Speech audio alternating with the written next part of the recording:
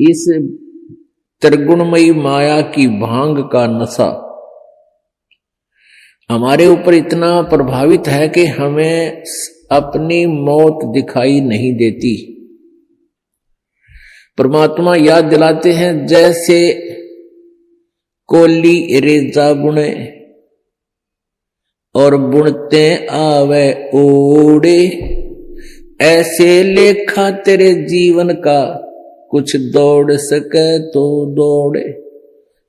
जिस प्रकार पहले, आजकल तो फैक्ट्रियां बन गई, ये मशीन ऐसी आ गई जो कपड़े फटाफट बुन देती हैं। पहले हाथ से कपड़ा बुना करते थे, लंबे लंबे धागे बांध लिया करते थे, उसको खड्डी बोलते थे,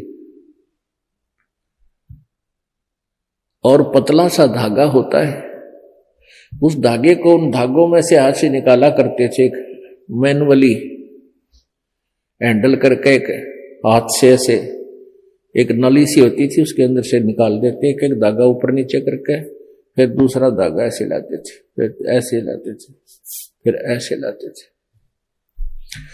और इतने पतला धागा होता है और इतना लंबा उसका थान बोलते थे।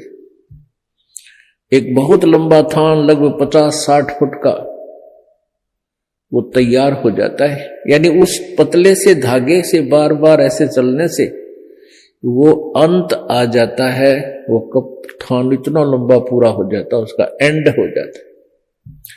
इसी प्रकार आप जी का जो जीवन है, ये प्रतिदिन एक धागा आपका इसमें प्रवेश हो रहा है, और एक दिन वो भी आएगा जिस दिन आपके जीवन का उत्थान कंप्लीट होगा।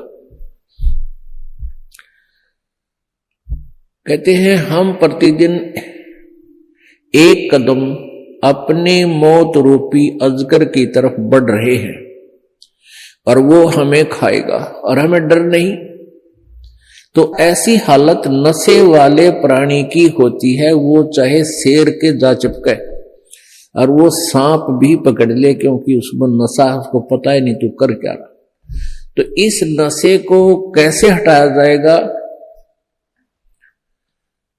ये सत्संग रूपी एंटीबायोटिक कैप्सूल खा के, फिर इनसे आपका जो त्रिगुणमयी माया के द्वारा प्रभाव आपके ऊपर हुआ है वो खत्म हो जाएगा, वो नाम मात्र सा रह जाएगा, और धीरे धीरे आप अपने भविष्य की चिंता करने लगोगे।